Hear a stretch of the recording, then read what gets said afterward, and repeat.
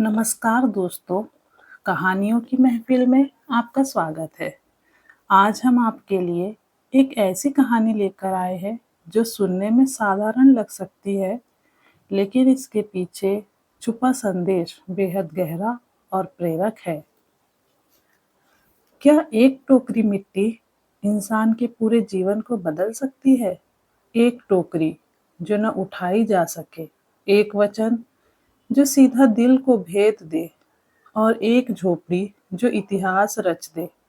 आज की कहानी में हम आपको ले चलेंगे एक विधवा और एक जमींदार की भावनात्मक लड़ाई की तरफ, जहां गरीबी और ताकत के बीच सिर्फ मिट्टी का एक टुकड़ा खड़ा था। क्या हुआ जब जमींदार ने अपनी ताकत आजमाई, और क्या एक बेबस औरत अपने शब्दों से उसका अभिमान तोड़ सकी? आइए सुनते हैं माधवराव सप्रे की दिल को छू लेने वाली कहानी, एक टोकरी भर मिट्टी।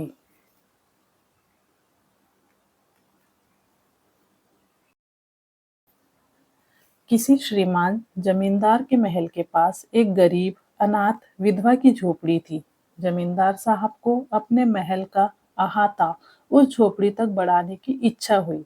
विधवा से बहू तेरा कहा कि अपनी झोपड़ी हटा ले, पर वह तो कई जमाने से वही बसी थी। उसका प्रिय पति और इकलौता पुत्र भी उसी झोपड़ी में मर गया था। पतोहू भी एक 5 बरस की कन्याओं को छोड़कर चल बसी थी। अब यही उसकी पोती इस वृद्धाकाल में एकमात्र आधार थी। जब उसे अपनी पूर्व स्थिति की याद आ जाती तो मारे दुख के फूट फूट कर रोने लगती थी। और जब से उसने अपने श्रीमान पड़ोसी की इच्छा का हाल सुना, तब से वह मृत प्राय हो गई थी। उस झोपड़ी में उसका मन लग गया था कि बिना मरे वहां से वह निकलना नहीं चाहती थी। श्रीमान के सब प्रयत्न निष्फल हुए। तब वे अपने जमींदारी चाल चलने लगे। बाल की खाल निकालने वाले वकीलों की थैली गरम कर उन्होंने अदालत से झोपड़ी पर अपना कब्जान कर लिया और विधवा को वहां से निकाल दिया। बेचारी अनाथ तो थी ही, पास पड़ोस में कहीं जाकर रहने लगी। एक दिन श्रीमान उस झोपड़ी के आसपास टहल रहे थे और लोगों को काम बतला रहे थे कि वह विधवा हाथ में एक टोकरी लेकर वहां पहुंची। श्रीमान ने उसको देखते ही अपने नौकरों से कहा कि इसे यहाँ से हटा दो, पर वह गिड़गिड़ाकर बोली, महाराज, अब तो यह झोपड़ी तुम्हारी ही हो गई है, मैं उसे लेने नहीं आई हूँ। महाराज क्षमा करे तो एक विनती है। जमींदार साहब के सिर हिलाने पर उसने कहा, जब से यह झोपड़ी छूटी है तब से मेरी पोती ने खाना पीना छोड़ दिया है।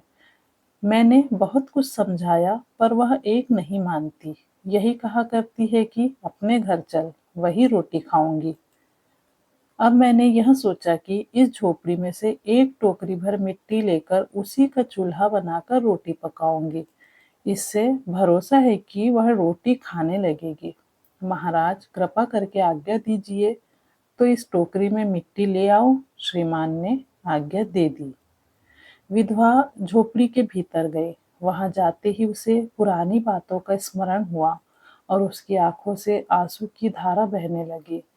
अपने आंतरिक दुख को किसी तरह संभाल कर उसने अपनी टोकरी मिट्टी से भर ली और हाथ से उठाकर बाहर ले आई। फिर हाथ जोड़कर श्रीमान से प्रार्थना करने लगी, महाराज कृपा करके इस टोकरी को जरा हाथ लगाइए, जिससे कि मैं अपने सिर पर धर लूं।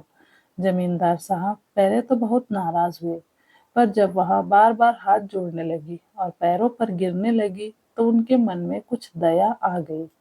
किसी नौकर से ना कहकर आप ही स्वयं टोकरी उठाने आगे बढ़े। ज्यों ही टोकरी को हाथ लगाकर ऊपर उठाने लगे, त्यों ही देखा कि यह काम उनकी शक्ति के बाहर है। फिर तो उन्होंने अपनी सब ताकत लगाकर टोकरी को उठाना चाहा, पर जिस स्थान पर टोकरी रखी थी वहां से वह एक हाथ भी ऊंची न हुई। वह लज्जित होकर कहने लगे, नहीं, यह टोकरी हमसे न उठाई जाएगी। यह सुनकर विधवा ने कहा, महाराज नाराज न हो, आपसे एक टोकरी भर मिट्टी नहीं उठाई जाती, और इस झोपड़ी में तो हजारों टोकरियां मिट्टी पड़ी है, उसका भार आप जन्म भर क्यों औकर उठा सकेंगे? आप ही इस बात पर विचार कीजिए। जमींदार साहब धन मद से गर्वित हो अपना कर्तव्य भूल गए थे, पर विधवा के उपर्युक्त वचन सुनते ही उनकी आंखें खुल गई। कृतकर्म का पश्चाताप कर उन्होंने विधवा से क्षमा मांगी और उसकी झोपड़ी वापस दे दी। तो दोस्तों, यह थी माधवराव सप्रे की मार्मिक और प्रेरणादायक कहानी एक टोकरी भर मिट्टी। इस कहानी ने हमें दिखाया कि किस तरह एक साधारण सी बात किसी के जीवन को बदल सकती है और मानवता का सही अर्थ समझा सकती है। अगर आपको यह कहानी पसंद आई हो और इसका संदेश दिल को छू गया हो, तो इसे अपने दोस्तों और परिवार के साथ जरूर साझा करें। कहानियों की महफिल में ऐसी ही प्रेरणादायक कहानियां लेकर हम फिर मिलेंगे। तब तक के लिए अपना ख्याल रखें और याद रखें, इंसानियत से बड़ा कोई धर्म नहीं। धन्यवाद और मिलते हैं अगली कहानी के साथ।